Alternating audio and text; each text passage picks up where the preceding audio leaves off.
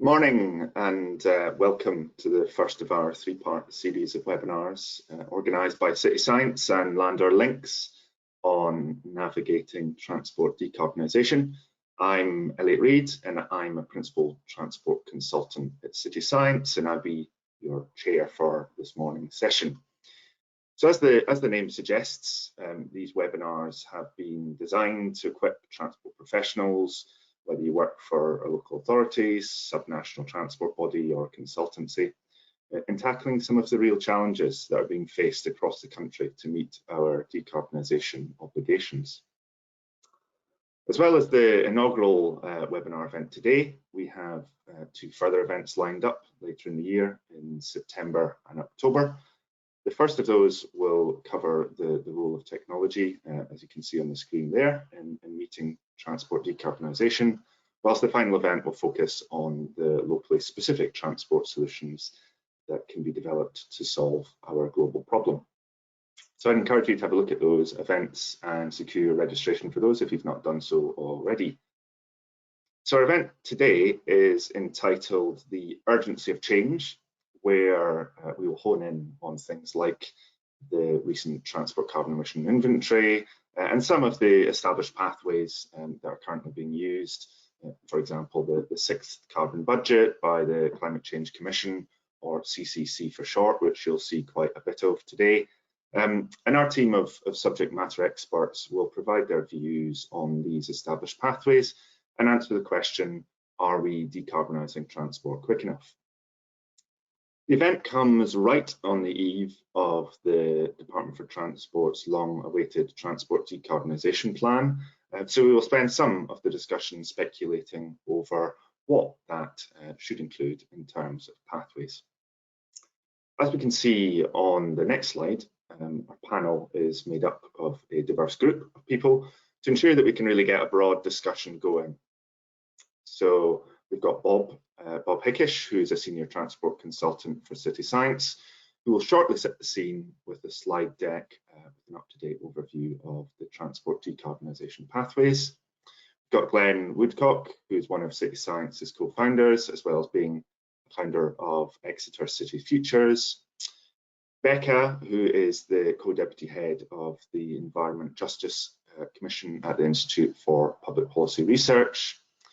Jillian, who is a professor of transport and energy at the Institute for Transport Studies at the University of Leeds, and James Golding-Graham, innovation manager for England's Economic Heartland, one of the subnational bodies in England. So how we'll run the webinar is we'll have a short 15 to 20 minute presentation from Bob Hickish, followed by around 5 minutes for each of our panellists to introduce themselves and their kind of key research. We'll also then have a 45-minute discussion after the introductions on some of the key aspects of future decarbonisation pathways amongst our panel. We've deliberately left quite a long window for discussion to make the webinar as engaging and as interactive as possible. So please raise any questions that you do have in the question box on the right hand side, and we'll do our best to raise them during the course of the discussion and put those to the panel. So without further ado, I'd like to pass over to Bob, who will kick things off with his presentation. Over to you, Bob. Thanks very much, Elliot. And I have to say it's a pleasure to be opening this series of what I'm sure will be a very useful set of webinars. The purpose of this presentation really is to set the scene and introduce people to some of the key themes which will be developed through the series. So first, in the next slide, I want to introduce City Science and explain who we are, what we do, and why we want to organise these webinars. So City Science is a small to medium-sized company, and we're a team of transport, energy, and software specialists. And the key thing about City Science is the company was founded with the express mission of tackling climate change. This mission is why we exist. It shapes everything we do. And this is obviously why we are very excited to be bringing you these decarbonisation webinars. In this next slide, I want to give you a flavour of some of the projects that we are doing and how they relate to decarbonisation. So you can see 3 of our recent or ongoing projects. And this top one in particular is a very exciting project that we're doing with England's Economic Heartland. James, who is on the panel today, is representing England's Economic Heartland, and we're enjoying working with him on that. So that project will come up some more, I'm sure. I'm not going to go into all of these projects in detail, but the common theme is that all are quantifying the amount of carbon emitted by different places within the UK at a smaller level than the UK as well, you'll note, and the contribution from different sources, so cars or versus vans, that sort of thing, and then also understanding the rate of our future emissions reduction that we need to make. So that's city science. In the next slide, I'm going to give an outline of the remainder of this presentation. First of all, I'm going to give you some context on decarbonisation, the legislations, and some of the key players and events. Then second, I'm going to take a look at some of the most up-to-date emissions data. And then finally, we're going to look at some of the future carbon emissions budget recommendations. So can we go to the next slide, please? Yeah. I just want to point out here that the image that you see in the back here is a screenshot from some software that we've developed in-house called Cadence. It's an award-winning piece of software. So for transport planners, if you wanted to have a look at that, you can go to our website and find out more about that. Okay, so the next slide, please. Thank you. So the scientific community widely agrees that human-driven climate change is real, largely caused by carbon emissions, and is already warming the planet by 1 degree C. We're locked into at least 1.5 degrees C already because our actions now, and have happened in the past, take a long time to come through. And unless we take action now, it's very likely that we'll go up, we'll hit 2 degrees C or more in the future. The difference between 1.5 and 2 degrees C might not sound like very much from in terms of temperature, but in actuality, the difference between these two and the effect that they would have on our planet is both profound and severe. So you can see around this diagram here, this is some of the effects that the Intergovernmental Panel on Climate Change have predicted as a difference between 1.5 and 2 degrees C. So we really want to try and limit ourselves to 1.5 degrees C, and yeah, we need to take action to do that. So next slide, please. In this slide, I'm having a look at the current decarbonisation goal and how we got there.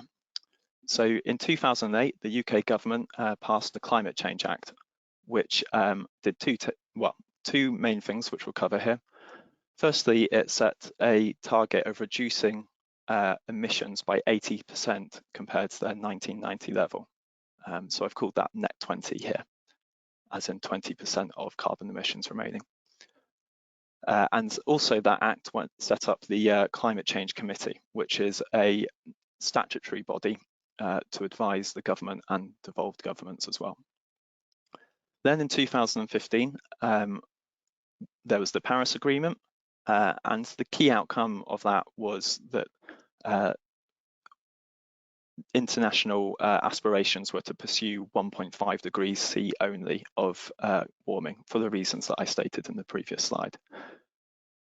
Then in 2019, following recommendations from the Climate Change Committee, the UK government actually made our aspirations for emissions even greater, or so reduced the amount of emissions to net zero.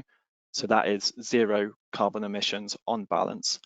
Up on the top here, we've got a little definition of net zero. So it's not that we can't emit any emissions, it's just that any emissions that are made need to be offset by removals as well. And whilst I'm very pleased with how England have performed in the recent football, I think that this goal here is something really to be proud of, though I think that there's also the possibility that it might need to be, the aspiration might need to be improved in the future as well. Bringing us up to 2020, the Climate Change Committee then have released their 6th carbon budget, and this includes emission pathways which align with the now in law net zero. This year, 2021, we've got two big events that are going to happen. First of all, we've got the DfT Transport Decarbonisation Plan, which should hopefully be released anytime soon. We don't know the exact contents of what are in there, but that's going to give us some sort of strategy and leadership over achieving net zero. And then we've also got COP26, which is a international meeting to review different countries' contributions to emissions and also their targets going forward. So on to the next slide, please. So that's been the context. Now we're going to have a look at some of the most recent up-to-date data that's been released. So this slide is talking about our main data source that we've got available. Fortunately, we have we've got a good data source. So the Department for Business, Energy and Industrial Strategy, BEIS for short, release greenhouse gas emissions data. And two things, it releases two sets of these, and facts which are common to both of those data sets is that the finalized series is released 2 years in the past. So we've had the 2019 series just released. And also they are territorial emissions. So these are the emissions that happen within the boundary or are created within the boundary of the UK. So for example, if you buy a product made in another country and there's some emissions which go into the making of that product, those are not counted. So a little bit more detail about these two data sets and the difference. We've got a national set of emissions data, but then we've also got a more disaggregated set of that data on the right there. The national set, there's emissions by source, so that's analogous to tailpipe emissions, but then also end user, whereas the local data set is only end user. Both sets disaggregate by different sectors, including transport, which is very useful in this context, but then the disaggregations below transport are slightly different.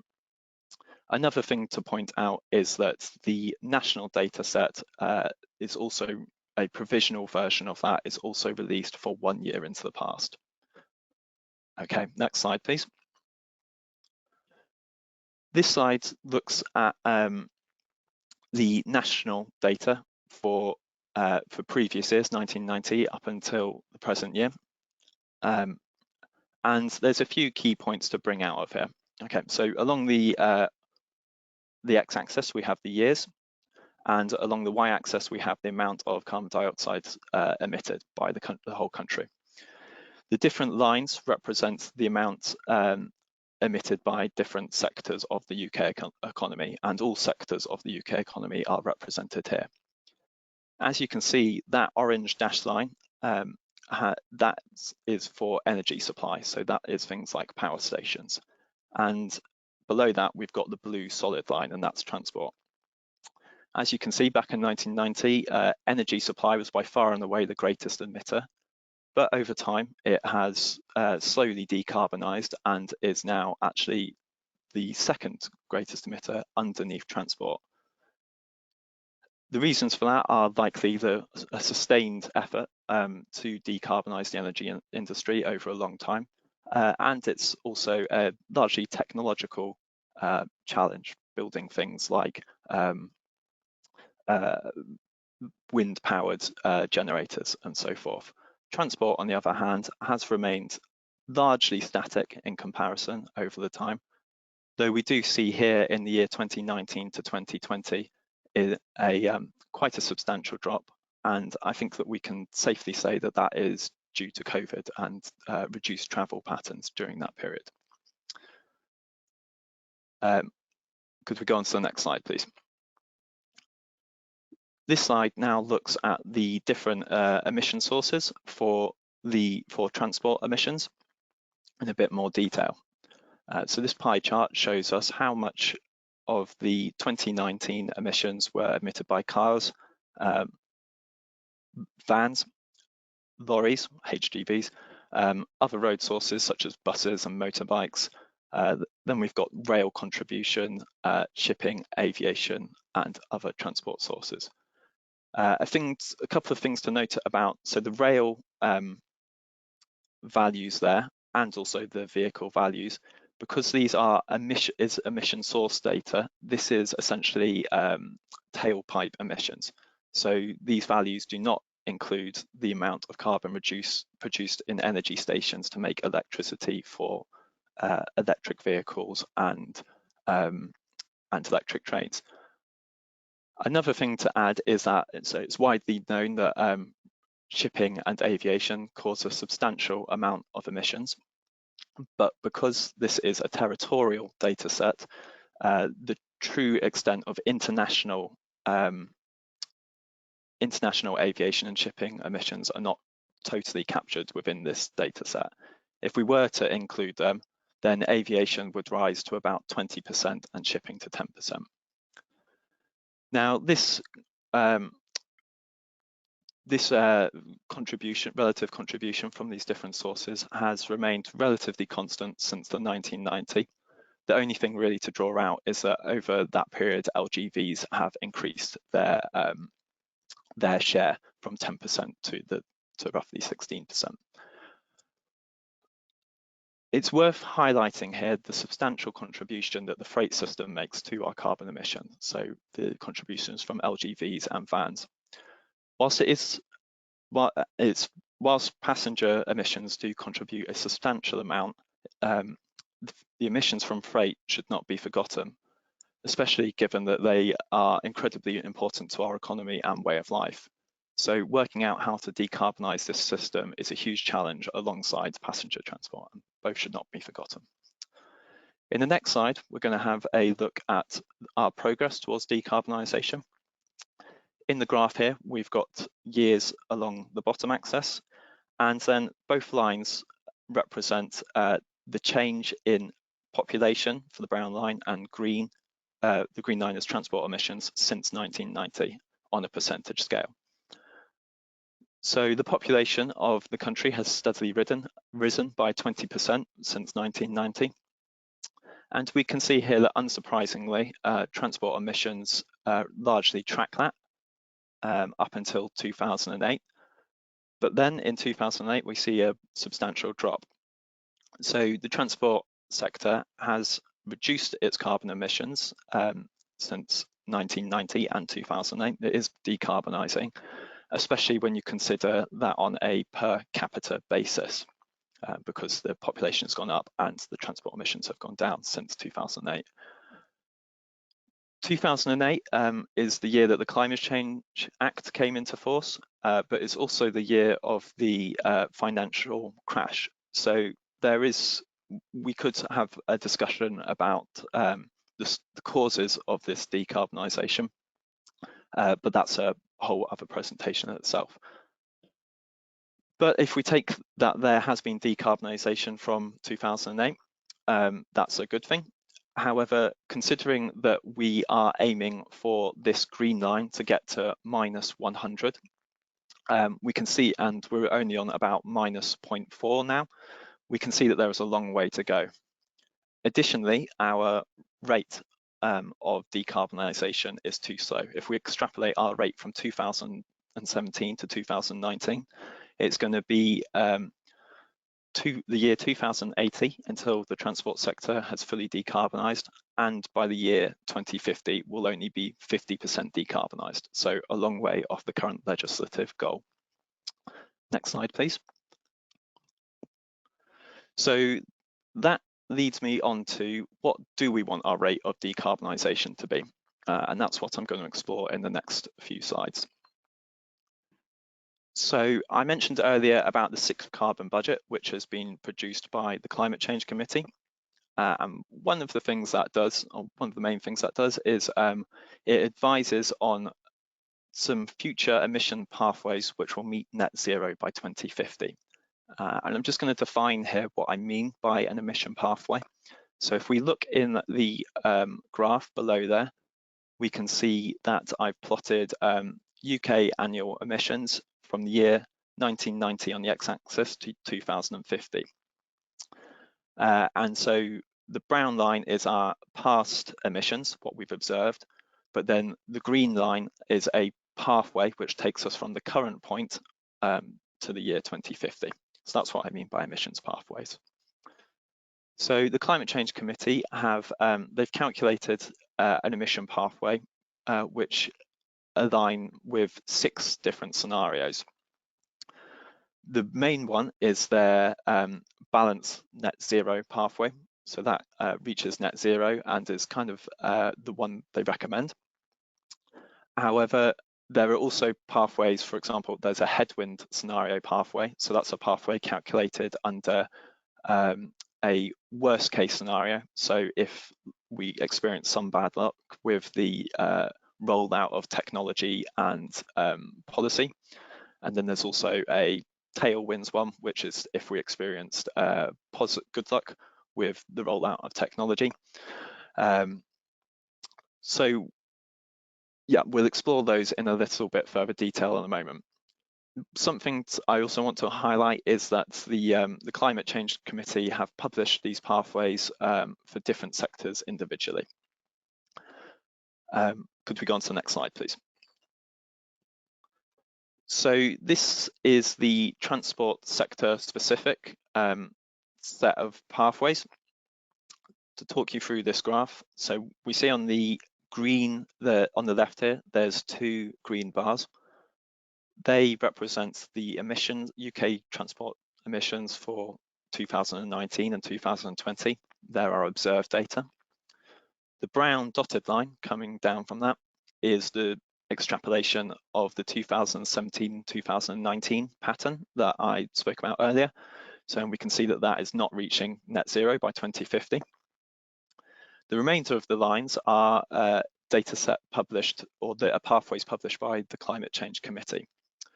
The green line at the top is the baseline scenario. So that's if we do not take any steps to try and reduce our carbon emissions. So we can see there over time, the emissions actually go up because the population is growing and demand for travel continues to grow, so we get more emissions.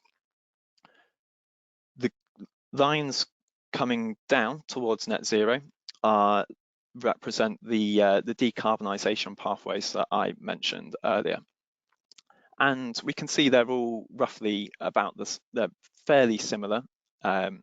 There's some variation depending on whether we experience good or bad luck, or different rates of technology rollout. And we can see that the balanced net zero pathway kind of sits in the middle of that group.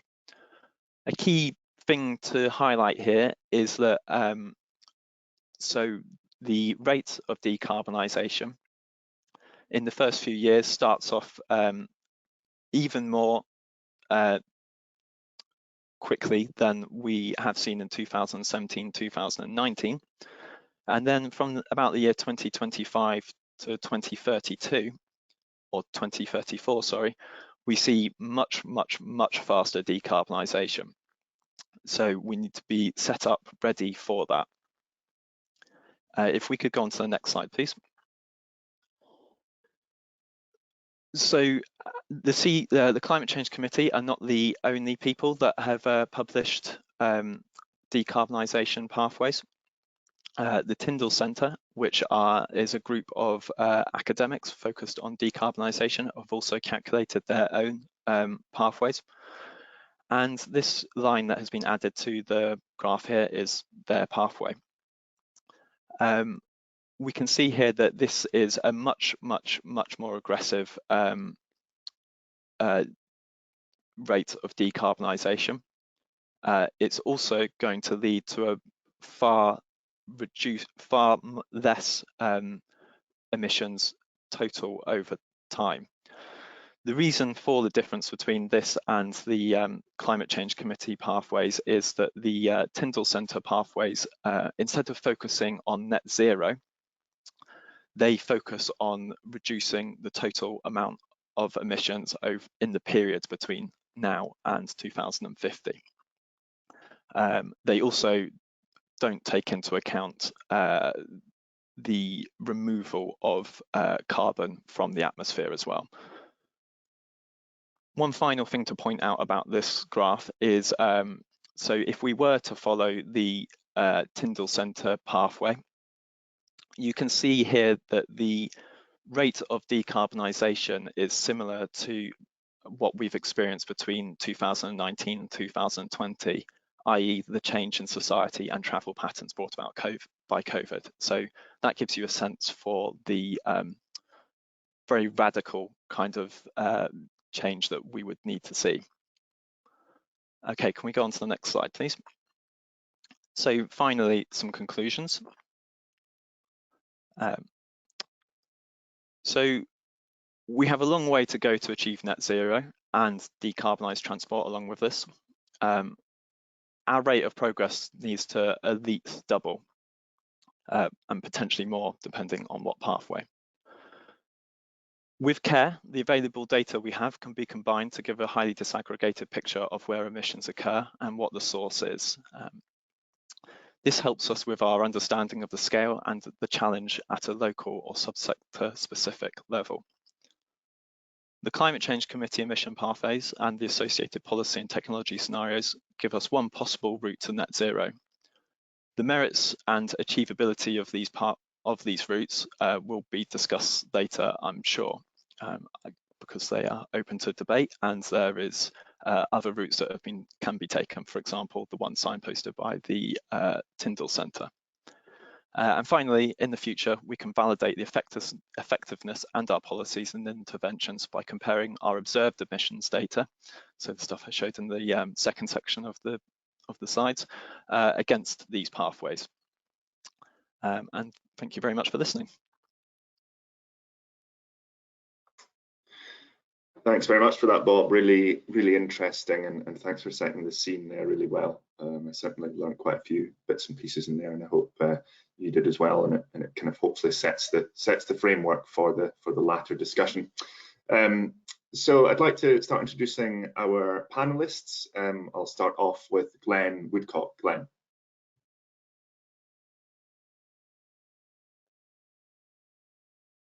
Thanks, Elliot, and thanks, Bob. So I just want to say a few,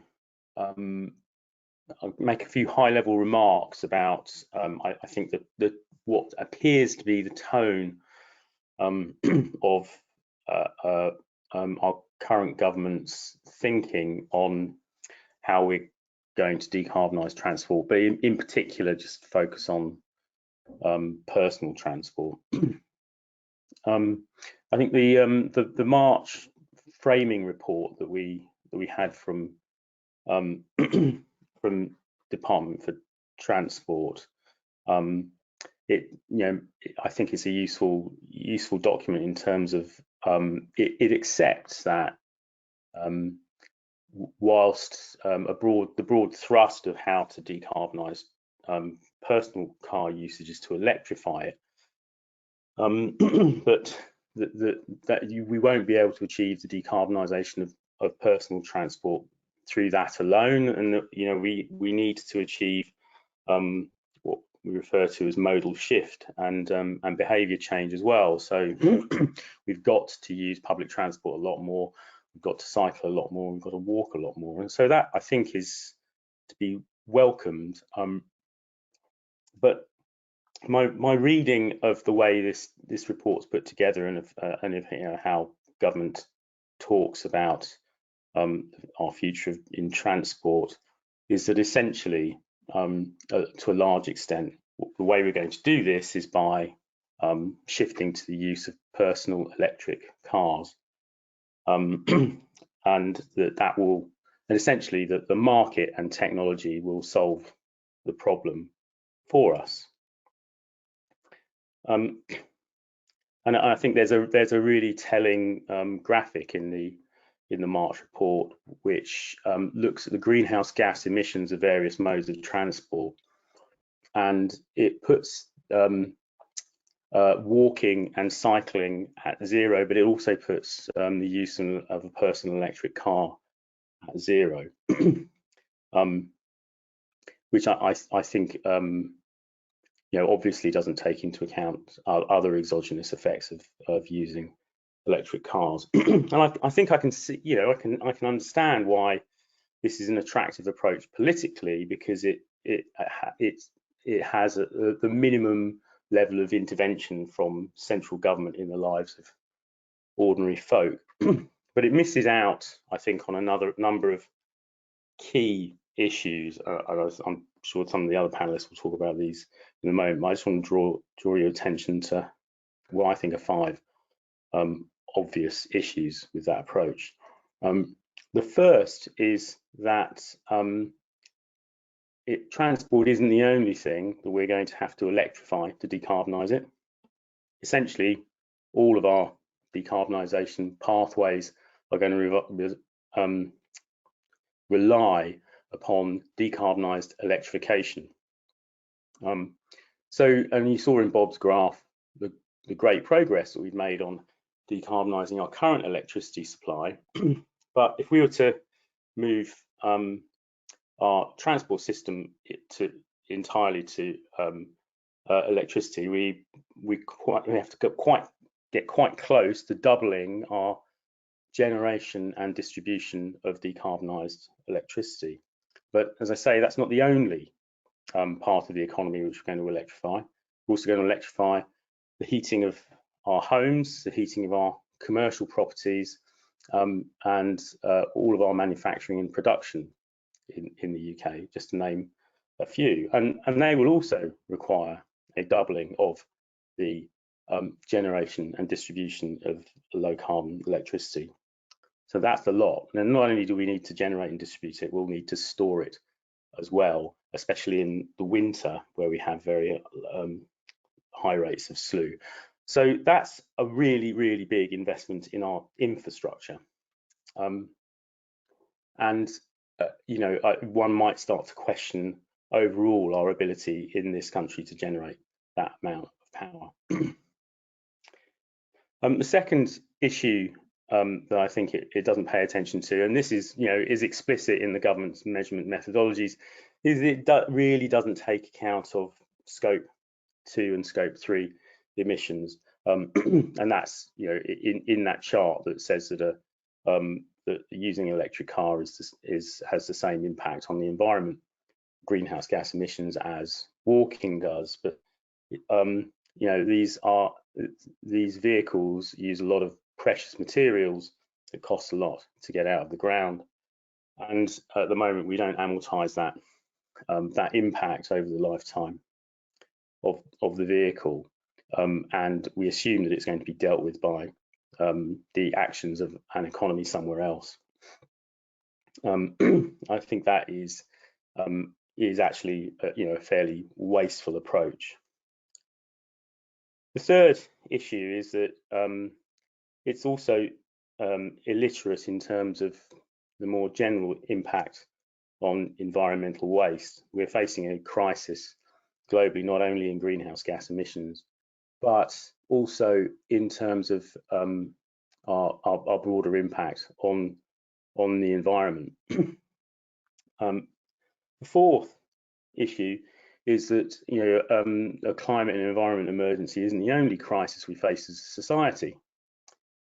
We also have increasingly unhealthy population, both in terms of mental and physical health. That is, of course, notwithstanding COVID, and the transport system is one of the things which has the deepest and most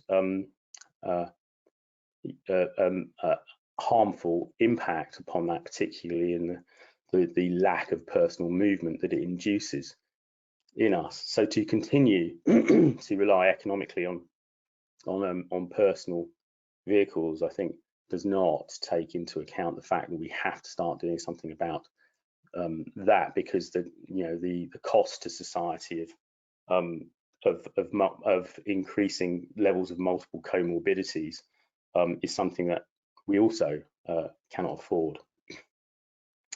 Finally, I think it's a terrible example to set the rest of the world.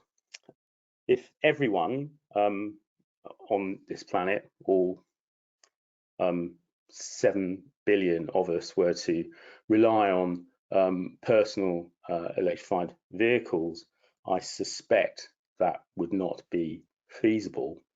Although it might be informative for someone to do the maths on that. Why does that matter?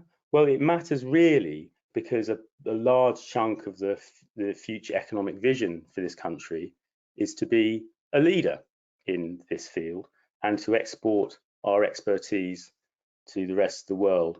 Well, at the moment, I think it feels to me that what we're committing to as a pathway for decarbonisation actually isn't something which ultimately will be exportable, and isn't something which others will look to as an example to copy. So I think we've got a really long way to go. As I say, I do think that the framing of the problem as being something that relies on on behaviour change and modal shift is correct, but the level of the focus and the balance of the effort really does have to shift quite a long way away from the use of technology and market forces, much more to spatial design around people. Thanks.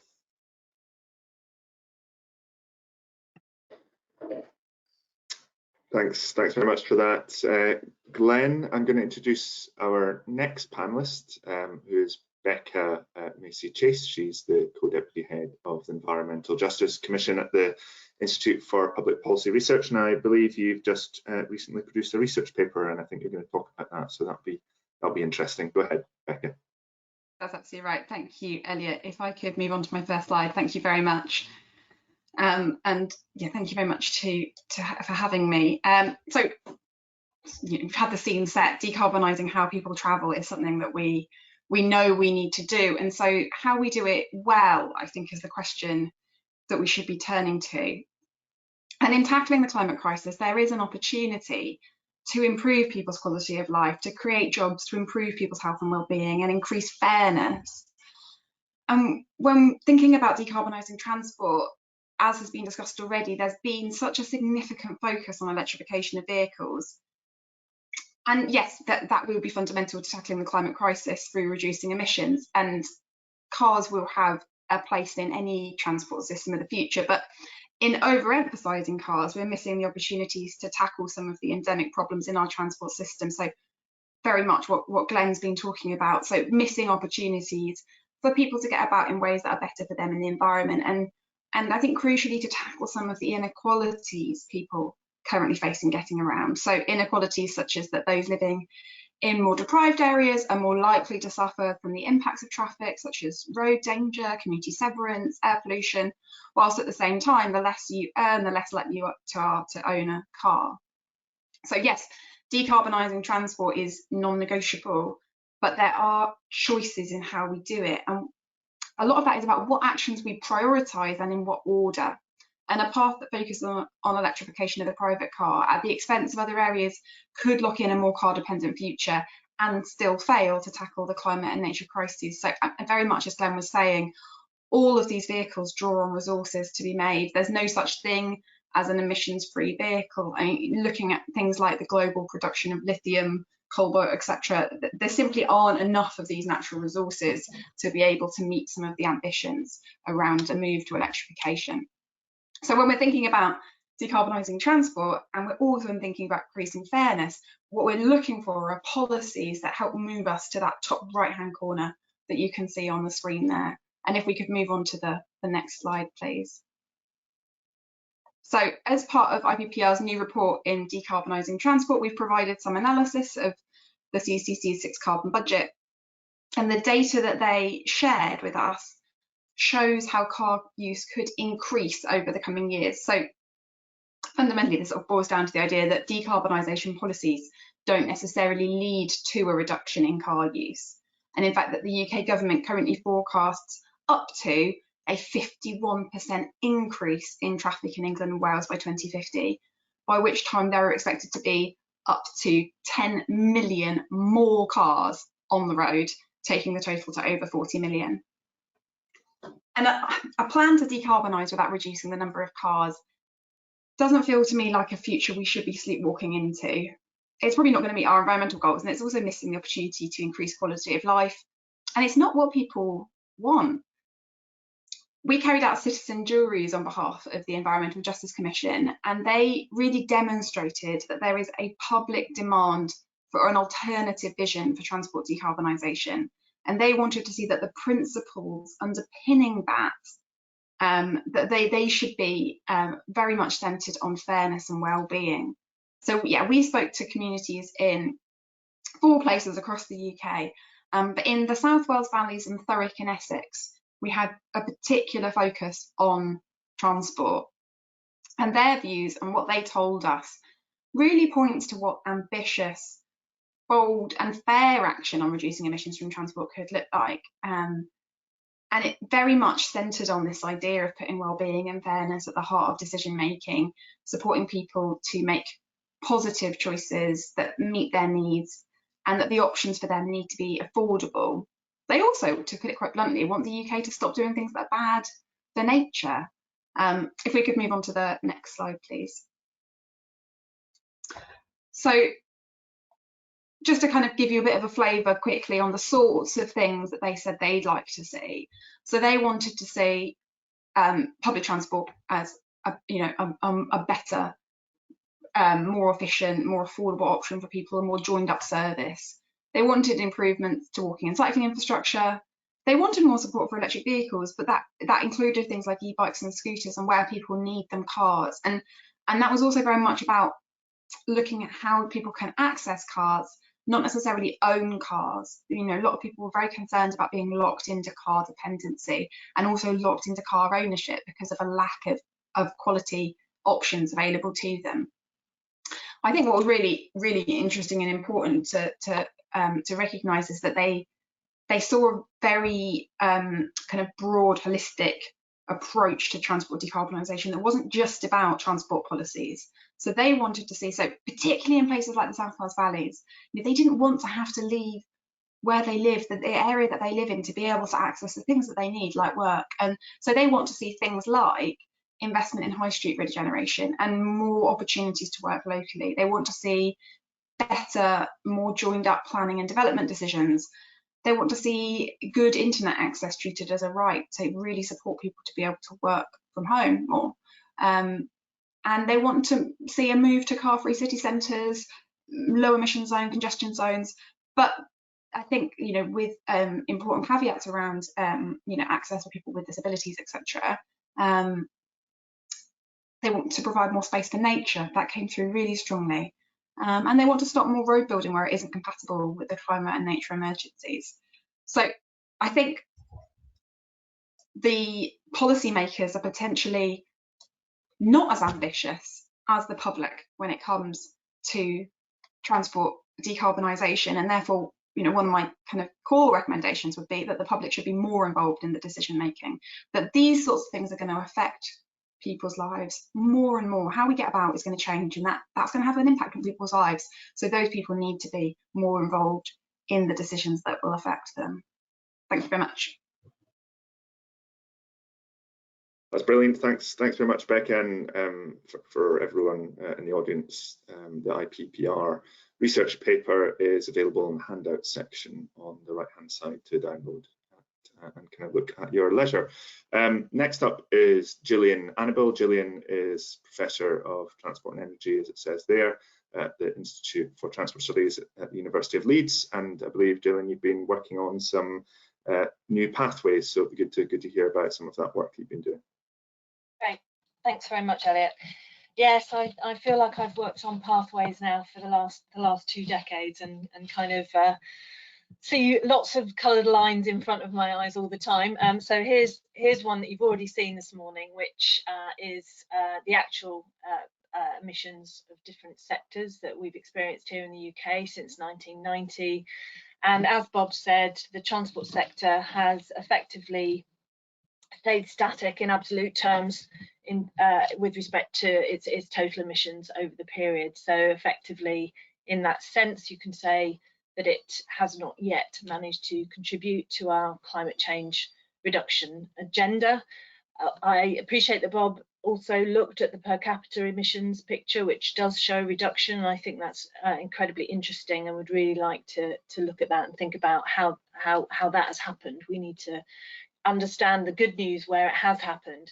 But I would say that with respect to the climate science and with respect to our legislative obligations, it is about the absolute carbon emissions, the carbon budget that we have signed up to.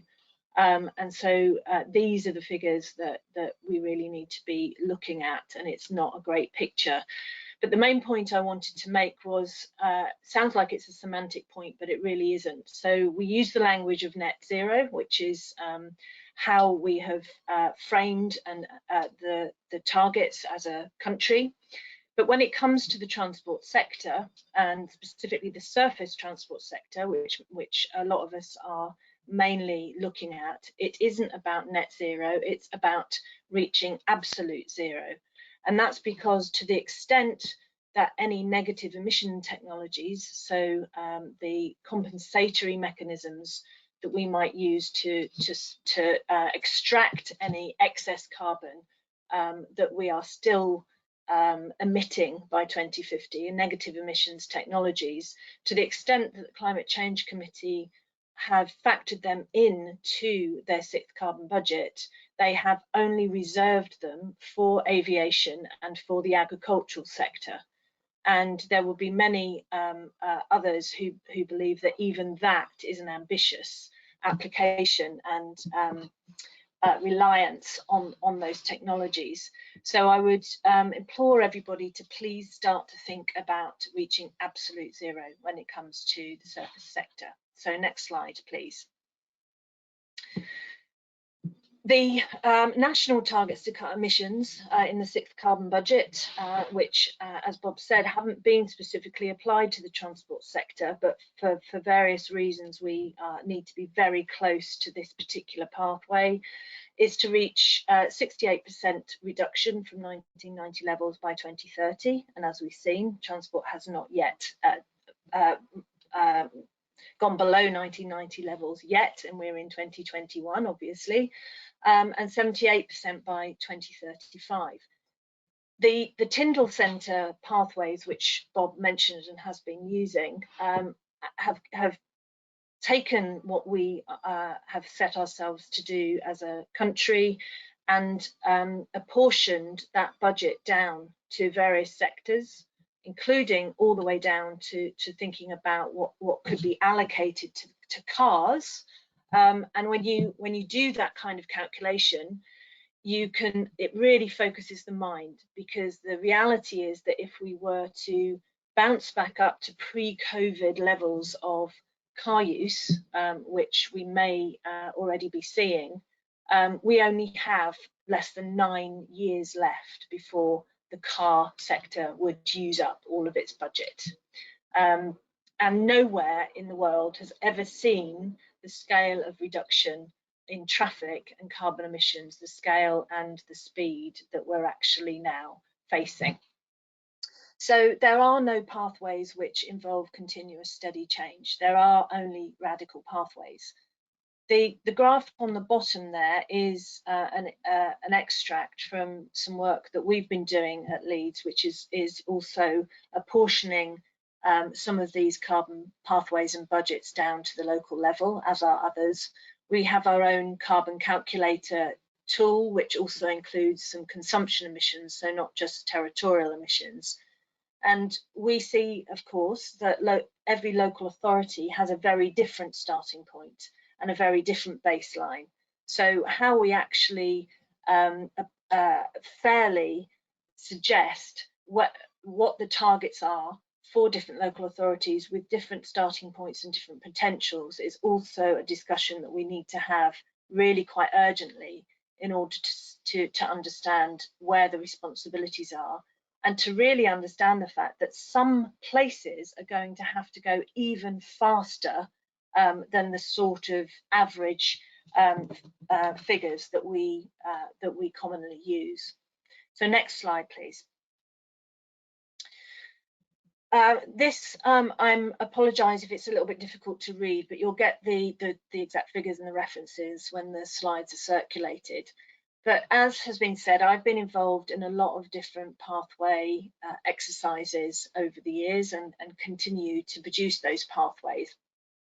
The graphs show 4 things. Firstly, at the top, it's the Department for Transport projections, the National Road Traffic Forecasts in 2018 that they produced, and it's the expected traffic growth of plus 12% by 2030 if it's their scenario where they include a strong uptake of electric vehicles, so include the induced traffic that would emanate from that. So that's an increase of 12% traffic.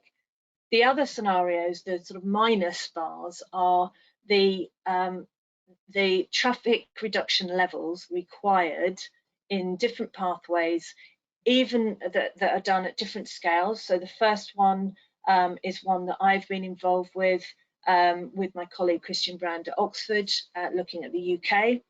The one below that is one for the Greenwich Borough Council, so a more local example, and the one below that is another UK-wide. Each of those have come out with very significant reductions in traffic demand required by 2030, even when electric vehicles are expected to really accelerate by that time. And those traffic reduction levels are against that baseline. Whereas what you see a lot in the CCC report, in potentially, we'll see what happens with the decarbonisation plan. Often you hear about an ambition to reduce traffic, but only against the baseline. So absolute levels of traffic are still expected to rise. But these scenario exercises suggest that these have to be absolute reductions from today's levels, and they amount to 2 to 4% minimum year-on-year reduction. So we've seen what we've seen last year, about a 20% reduction over the year in COVID, in the pandemic year. We need to see that happen by 2030, and that will involve a sustained year-on-year reduction. Next slide, please.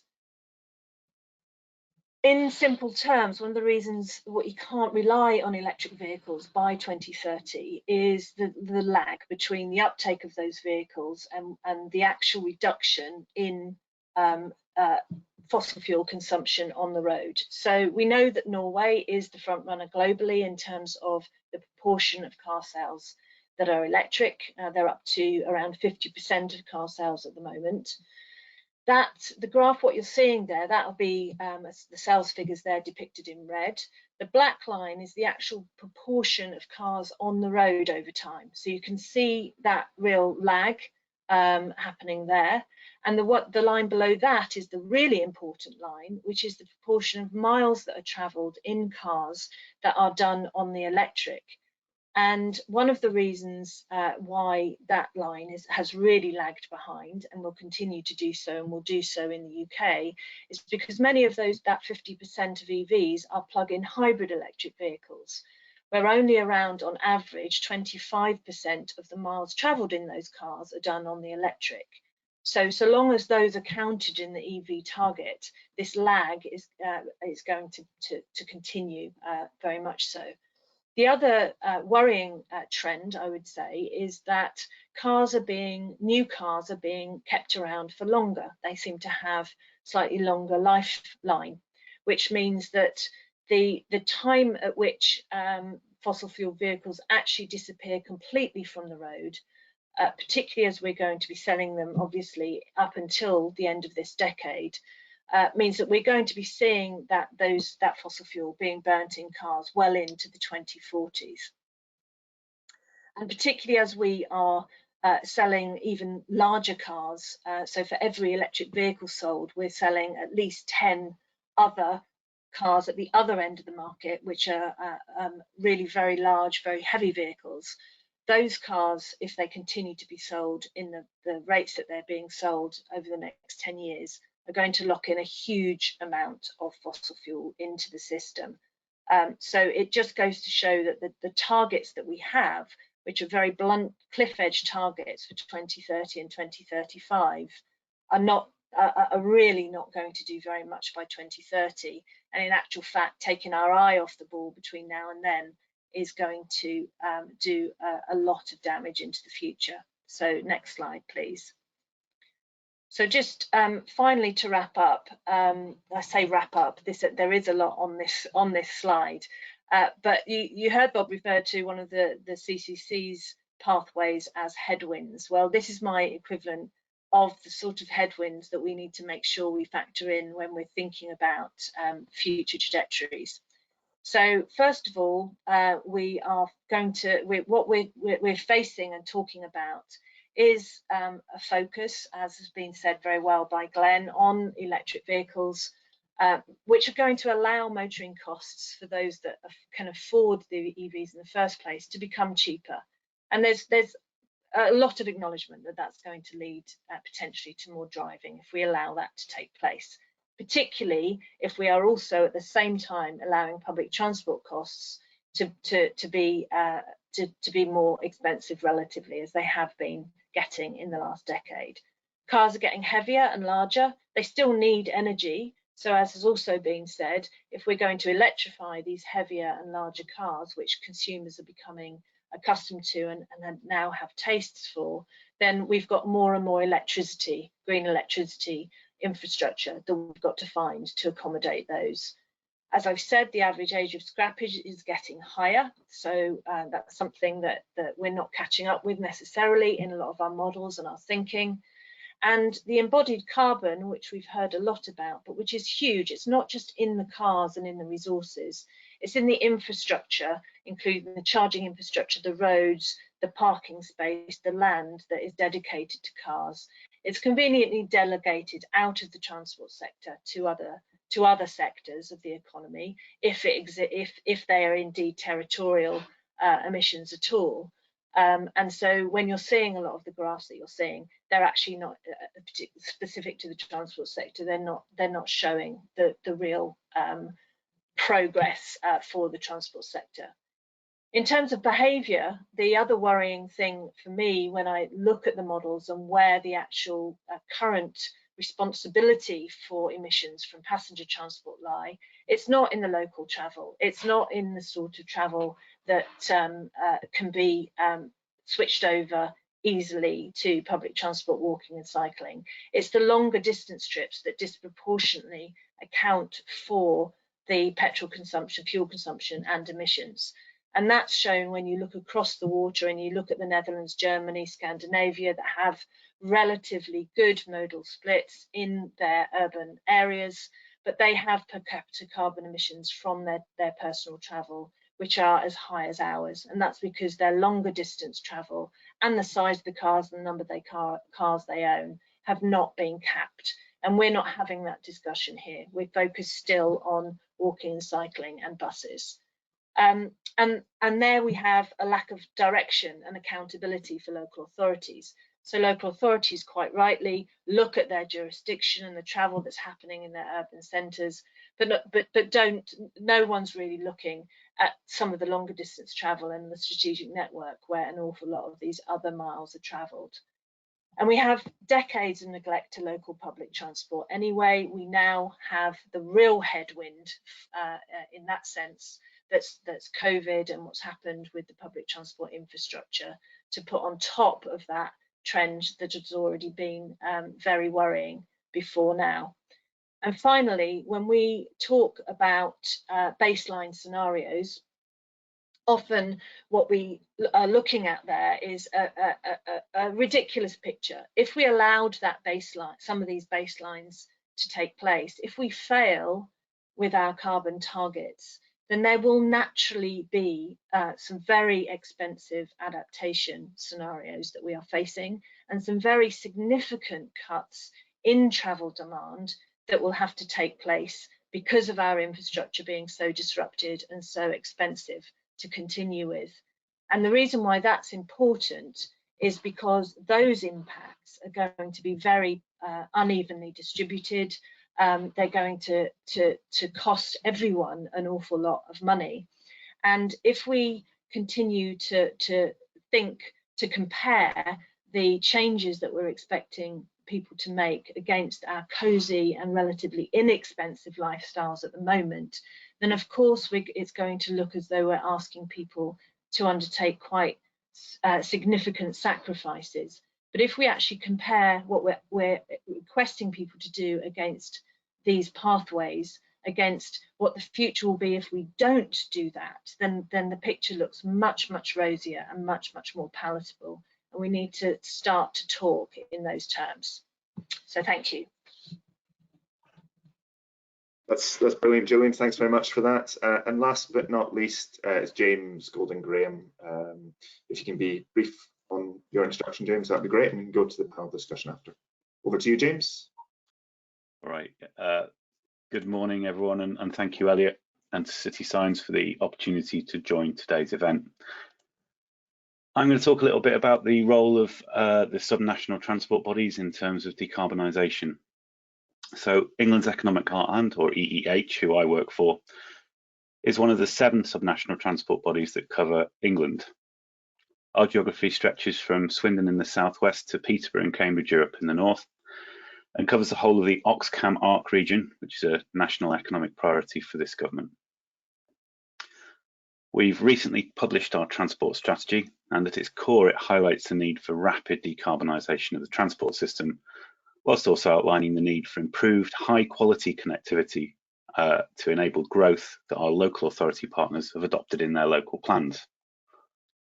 To give you some idea of the scale, there are nearly 500,000 homes in planning, and if we follow that trajectory and build-out rate, that gets us to 800,000 or so new houses by 2050, with the obvious linked population increases. Our role is to support our local authorities and government and to take a strategic view of infrastructure and the service requirements, both physical and digital, for these new and growing communities. Our strategic direction is set by our elected members, portfolio holders and lead officers from across the region. And we've concorded with our local authorities. That means they consider and integrate EEH policies and work that we do into local authority delivery plans, the LCTPs and what have you. Through our regional connectivity studies that we're currently undertaking, EEH looks at the proposed infrastructure to address these identified challenges in a very strategic context. That's not just what can be delivered in terms of localised growth, but most importantly, at least to my mind, providing a framework for a holistic environmental assessment in a way that facilitates decarbonisation of transport. With that in mind, and with support from academics from Southampton and Oxford University, we have, in the last couple of years, developed several hypothetic regional pathways to decarbonisation. We've assumed, perhaps optimistically, that the UK and by extension our region will achieve net zero by 2050. And looking at these pathways, even the least ambitious ones, and comparing them to the DfT's own analysis of the impacts of the current transport decarbonisation policy, we could see that by 2030, even in those short-term horizons, there'd be quite an alarming shortfall in the rate that we're cutting transport carbon. These pathways really helped us to inform the policy approach that cuts across our transport strategy. When we consulted on that strategy, we were given a very clear mandate from our residents, politicians and EEH partners to push for a much faster decarbonisation. And as a result, the strategy speaks of the ambition to achieve net zero as soon as 2040. As Bob's slide suggests, Tyndall Centre suggests that we need to go much faster than this to avoid those catastrophic natural feedback loops. Given Jillian's kind of point about that being absolute zero rather than just net zero for surface transport, it really highlights that kind of that new and very radical approach that we need to take to decarbonise transport. As everyone else has already said, we need to go faster and further. It's very, very challenging in policy terms, and I think we need to remember that legislative step change that we need will be at a scale that we've not seen before anywhere. It's a bit like tree planting, I think, and the best time to have launched those new decarbonisation policies was probably yesterday. So the urgency is very clear that we need to crack on and get that done now. We know that doing what we've always done simply won't get us to where we need to be. There are some fairly kind of stark choices to make. Highways infrastructure may no longer be appropriate if we're going to meet those 2050 challenges and targets, while the case for other more localised and perhaps non-transport interventions focusing on making our places better will be made stronger. What we know for certain is that if we don't rapidly change our approach to planning and delivering connectivity, we won't get to net zero. We will have failed to seize what we see as a once-in-a-lifetime opportunity, which is just simply not an acceptable outcome. We believe that decarbonisation will be achieved through a place-based approach, one that looks holistically at the opportunities and challenges of a given area and ensures that investment there is joined up across the board, from strategic transport and active travel through to digital and utilities, housing and the economy. That whole systems approach, we think, will cut across the silos which have stymied efforts in the past to deliver on transport decarbonisation. This is where we think the STBs can play such a vital role in coordination and monitoring of the policies delivering emissions reductions. We occupy quite a unique space, one that will be vital to delivering the significant policy challenges that will be needed to decarbonise, but also supporting our partners, including the DfT, to deliver places that work for everybody and a country that is, in essence, a better place to live. EEH are in the process of working with City Science to develop a roadmap aligned with the CCC's surface transport pathways and, when published, the Transport Decarbonisation Plan. This will support our local authority partners in their decision-making process and outline what needs to be achieved and by when. It gives us a tangible and what we hope will be a really practical framework that supports local government to look beyond their own estate.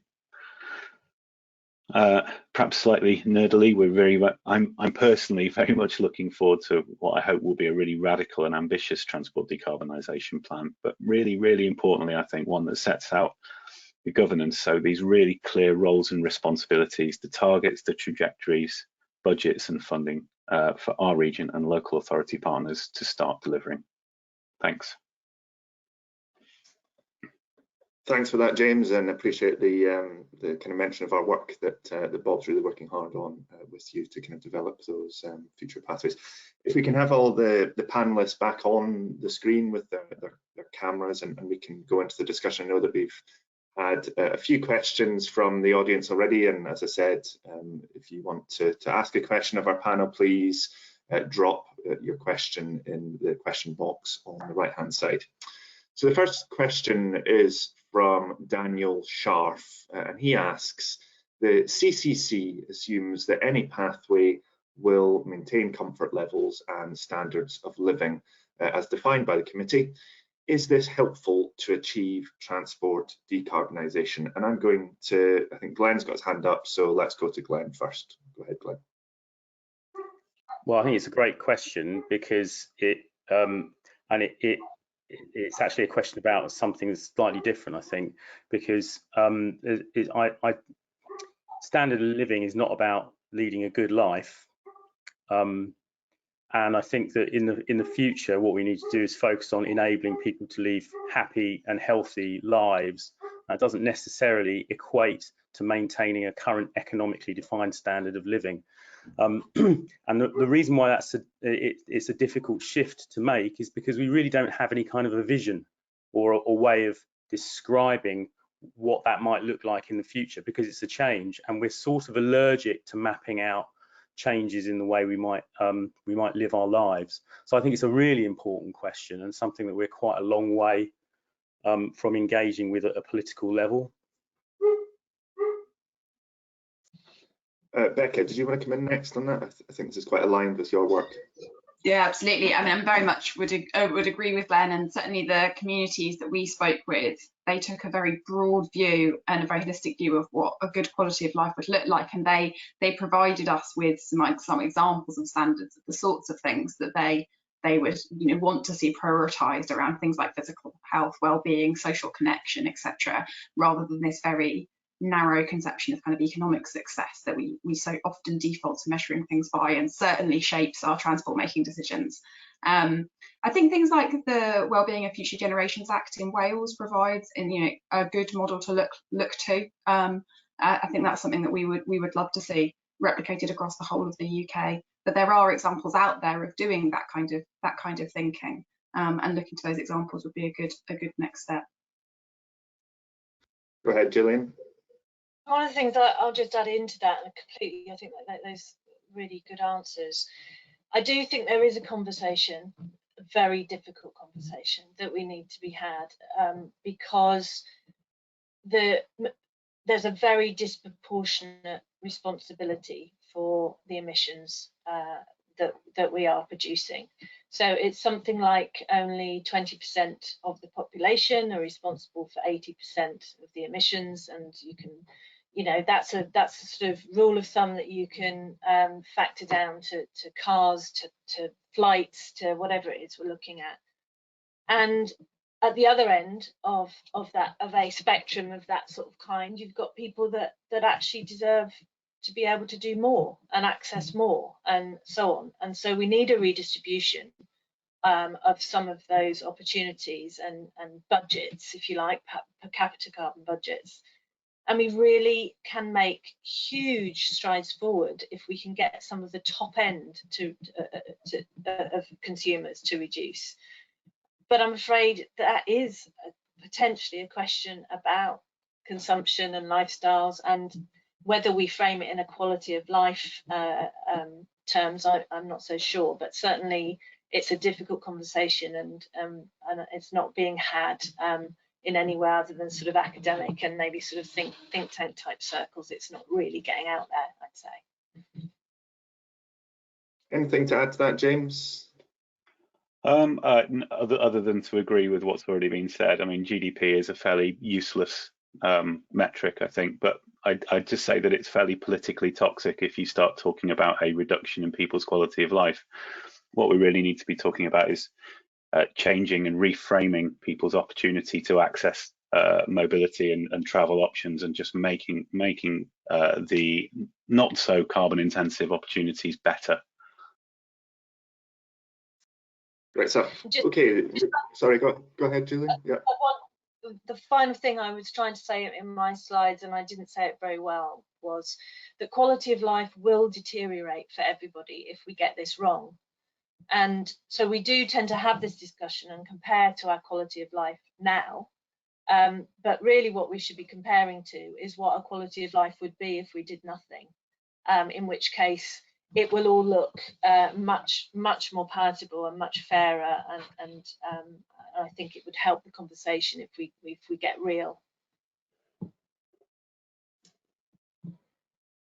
Okay, moving on to the next question we have. We've got a question from Michael Whitaker, and he's asking, could the panel comment on freight and the associated pathways?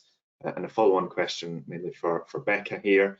Is the IPPR planning a freight-specific document? So let's kick off with Becca on that one then.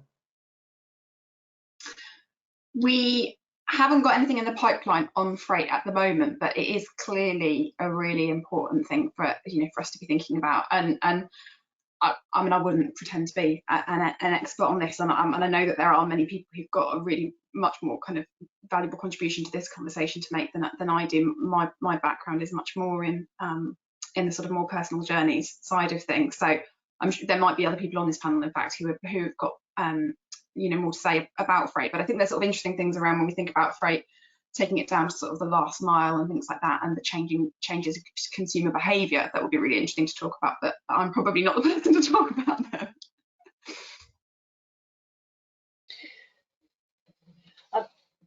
Go ahead, Jillian. Just have something. I mean, I think it's likely that the DfT's decarbonisation plan will be published this week, and alongside that will be a consultation or a set of consultation documents. One of those will be about the phase out of fossil fuels in HGVs. I think what I really want to say, which maybe won't satisfy the person who asked the question, is that it is going to take longer to decarbonise the freight sector. I mean, that's no surprise. But then what that actually means is that the passenger travel sector has to go even further, even faster. And so if we don't place our time horizon on 2030, not beyond, but between now and 2030, and hit these really deep cuts in carbon consumed by passenger transport, then it doesn't matter whether we, well, it doesn't matter for the pathways that we're on now, whether we have electric HGVs or electric planes or whatever. We can have all of those things, but we know they're never going to be in anything other than a couple of decades away. So we have to set our sights on what we can do in the passenger transport sector by 2030 in order to buy us some time to develop these other solutions. Go ahead, Glenn. Well, just to say that I think it's a very difficult area, and we're seeing real growth in international freight at the moment. There's currently a global shortage in containers, and there's a surge in freight shipbuilding at the moment, and that's a lot of that is driven by technology and our consumption of stuff. And there it kind of goes back to the previous question in a sense, that globalization of supply chains and cheaper distribution of cheaper products is actually something which ostensibly contributes to the quality of our lives, but we are shipping very unnecessary volumes of stuff around the world, and obviously that's not territorial, but it ought to be, because we consume really significant amounts of stuff enabled largely by people like Amazon. So it comes back largely, I think, so these things come back to political choices as much as they do to technological decisions. Go ahead, James. I think your hand was up. Yeah, I think freight's an interesting one. I mean, from an authority perspective, we have a degree of freight blindness in the UK, where because of the way that the freight and logistics sector works, we know that there's a lot of empty running. We know that in our region, for example, about 30% of the trucks are running empty. So we should be doing better with what we've got. There is a lot of waste in the freight industry, in the freight sector, but we also have to consider that these guys are operating on extremely narrow margins. So there needs to be some support. What we're looking forward to, I think, from a subnational perspective, is the Future of Freight strategy, which we believe to be coming out either later this year or the beginning of next year. I know that the DFT are kind of looking at freight quite hard in terms of the way that data is shared around freight. Obviously, there's challenges around competition there, but we need to be doing better with what we've got, and we need to be shifting as much as we can onto rail. Now, we know there's not a lot of spare capacity on rail. I'm sure everyone on the call is very aware of that, but we could be doing more in terms of that side of things. And again, we need to be thinking about how we use the road space that we've got better in terms of those last mile freight deliveries, particularly in city centres. We're seeing lots of city centre access restrictions coming forward, zero emission zones where we're going to be seeing a lot of freight dropping down onto hopefully zero emission last mile, so big cargo bikes and what have you. So there is movement there, but clearly from my perspective, we want to just be doing better with what we've got now in the first instance. And I know that obviously City Science are supporting you with that to kind of try and address that blind spot from a kind of freight perspective as well.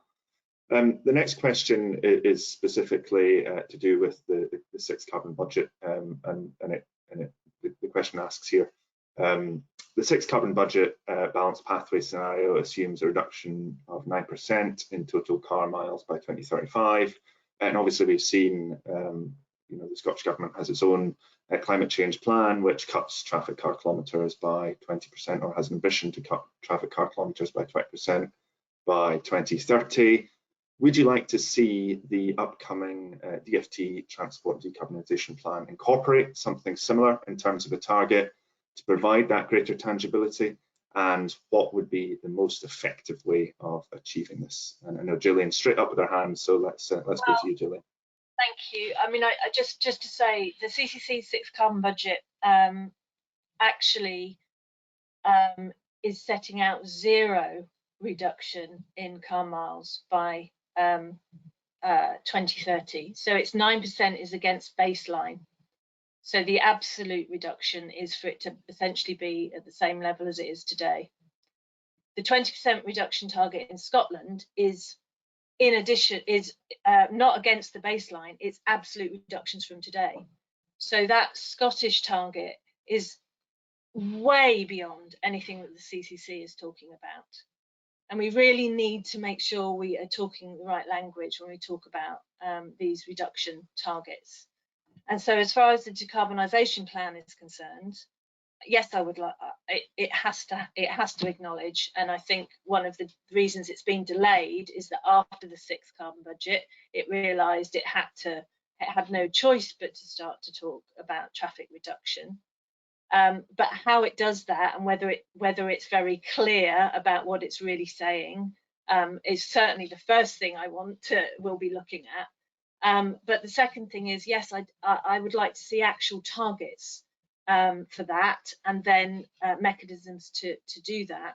So the idea that it might have talk about traffic reduction on one page and then be talking about electric vehicles and not addressing the upward pressure because of reduced motoring costs on another is very worrying.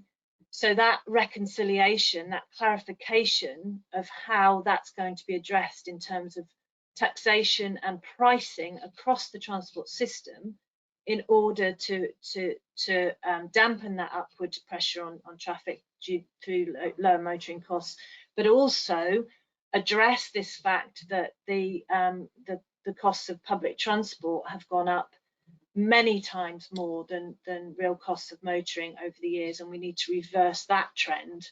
So I really, my main, although I'm not an economist and I do believe there are other measures, we do need to address the prices, the issue of pricing and prices in the whole across the system. The pricing angle is certainly interesting. Do you think there's an inevitability that to achieve something like the Scottish target that we need a complete radical change of road user pricing to achieve that? I personally do believe that, yes. Scotland has set this target, but they're not actually biting that bullet either because it's politically difficult. What I would say is that if we don't use a window of opportunity in the next couple of years before the mass uptake of EVs comes into play, because if we are encouraging people to buy electric vehicles and then turn around and put prices on them, that will be even more politically difficult. So we have to have the conversation now about the real impacts, the wider impacts of electric vehicles, and how we're going to pay to accommodate all of those vehicles and the infrastructure costs, who's going to pay, etc. We need to do that now. We've got I think for public acceptability, we've got a very small window of opportunity for that. Glenn, you had your hand up. Did you want to come in here? Well, I think James had his up ahead. Okay, we'll go to James. I'll be quick, I promise. I think what we put in our transport strategy was that we would mirror the recommendation that came out of the Citizens' Assembly on climate change, but with the caveat that we accepted that, you know, we would need to see a reduction in trip rate and you know, car miles driven. I think it's fascinating. We've again highlighted the requirement for some sort of, you know, national demand management approach to demand management. I think the biggest challenge that we're going to see here is this kind of trade-off between the lost revenue that the Exchequer is going to see from fuel duty and from car tax versus that pricing to reduce the number of miles that people drive. So there's going to be the kind of an almighty row, I can only imagine, in Whitehall between saying we need to plug this gap that we've missed in revenue, and somebody else going, no, you actually need to aggressively price so that people will cut the number of trips that they make by car. I think what we can do is learn from what's going on in Europe. You know, we're already seeing this national road pricing policies coming forward in Spain and in other European countries, particularly on their strategic road networks. So, you know, we need to grasp the nettle, I think, and look at how that's gone down, how that's been landed politically. But without kind of demand management, I talked a little bit about the modelling that we've done earlier on. We reckon that because of the amount of housing growth that's going to happen in our region, if we carried on with the trip rates that we currently have now, we'd see a 30 to 40% increase in journey times. So parking carbon, if we carry on with the way that we are now, it's just going to be impossible to get anywhere, you know, and that means the whole economic opportunity within the region collapses. So, you know, it does need looking at, and it does need looking at, as I totally agree with Jillian, it needs looking at as soon as possible. And go ahead, Glenn, with your point. Yeah, I think the house building point is a really important one. What I was going to say, the target for transport is quite difficult to sort of look at in isolation, and we also need to think about these things more systematically. So with the way that MHCLG allocates its spending and how it will price things won't include anything to do with placemaking or improvements or enhancements to infrastructure, and simply relies on the minimum investment in viability, which is by default is to shift that cost to the consumer as a car. So we have policies working against each other, and this is where, you know, where with you James, it's where actually at the coalface with the existing policy infrastructure, it's very difficult to make different decisions, even if you know, regionally we set ourselves these very you know, strong goals. When you get to the detail of the low level planning policy, it fights against you every step of the way. Great stuff. And just as a show of hands, out of interest, how many of the panel think there will be a target for cutting traffic car kilometres in the upcoming decarbonisation plan? Just out of interest. No hands. So yeah, there we go. Interesting. We'll wait with bated breath. Sorry, I'm going to move on to the final question, just in the interest of time. So the last question is from Dave Merritt, and he's asking, is it feasible to accelerate the decarbonisation target of new cars? So obviously we know that it's 2030. Just now, is that feasible to accelerate that? And I'll go to Becca first. It's a really interesting question. I think, I mean, I'm not sure if I can give a very technical answer on it, but I think, I mean, yes, it depends on how priorities are, and I think this, you know, very much comes back to what Jillian was saying about there's a window of opportunity. What we do now sets us up for the future, and yeah, I mean, you know, greater ambition now seems really sensible, but I suppose it's not necessarily for me about bringing that date forwards. It's about the greater emphasis on creating the opportunities for the alternative. So putting more emphasis on public transport, more emphasis on walking and cycling infrastructure, etc. That I think would be the route that I would probably sort of want to focus on, rather than, and those targets are always important and useful for driving energy and ambition. But if you have that target in one hand, but at the same time, you know, a real emphasis on electric vehicles, you're still setting yourself up for a future that isn't necessarily the most desirable one. Go ahead, Jillian. I think your hand is up first. Yeah, thanks. Just quickly, what I would say to that is no, that it's not possible to bring the phase out of ICEs forward because of the time that it's going to take not for the supply to catch up with the demand. So you can't push the supply of pure electric vehicles for sure much quicker than we're doing already. What you can do, however, is between now and 2030, every year, not allow the top 10% most polluting cars to be sold into the market, so that you are transforming the market between now and then considerably, so that you're at zero emissions after 10 years. You're at only selling zero emission cars at the tailpipe. There's no such thing as zero emission cars. I've broken my own rule by plus 10 years time.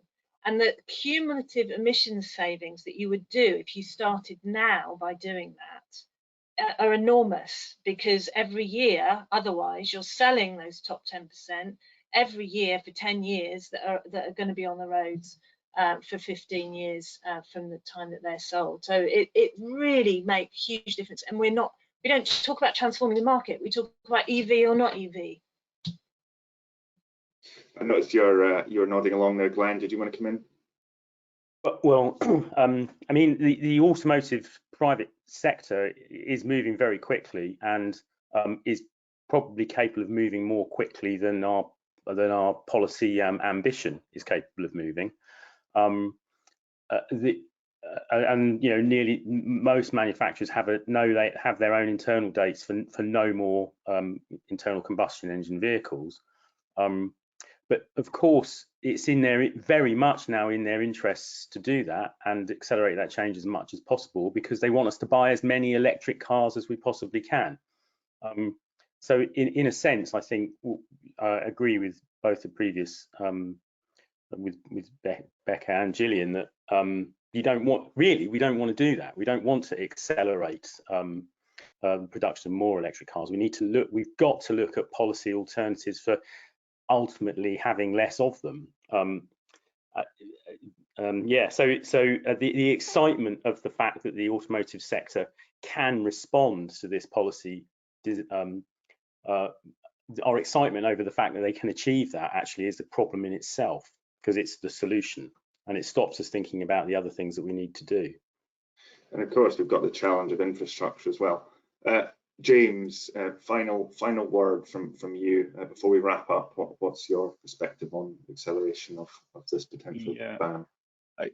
Okay, I mean, I broadly agree with everything else that's already been said. I mean, if you remember back when you know, we dropped the wattage of the Hoovers that we were allowed to sell in the UK, or the wattage of light bulbs, it's a mechanism that's fairly well established, and it slightly boggles my mind that we don't have a weight limit on the vehicles that we're selling in the UK, because that alone would do everything. I've probably read Jillian talking about this before, so you know, I'm only going to repeat what she said there. But I think the last thing I'd end on, if we actually treated the climate emergency like an emergency, you know, all sorts of things are possible across policy, all sorts of things are possible across the sorts of vehicles that we produce, but we just aren't, and it's not being treated as such. And when we move to that emergency footing, we can do all sorts of things very, very quickly. Great stuff, and thanks for all your valued contributions on the panel, everyone. That was much appreciated, and I hope you enjoyed watching and you learned some things and insight into what we might see or not see in the upcoming Transport Decarbonisation Plan, which hopefully will drop in the next few weeks. So just as a reminder, this is the first of a series of webinars, and we're going to have another one in September, which is focused on technology, and then, as I said, one following that, which is focused on local solutions to the global problem. But for the time being, thanks very much, and thanks to my panelists, and we'll see you again soon.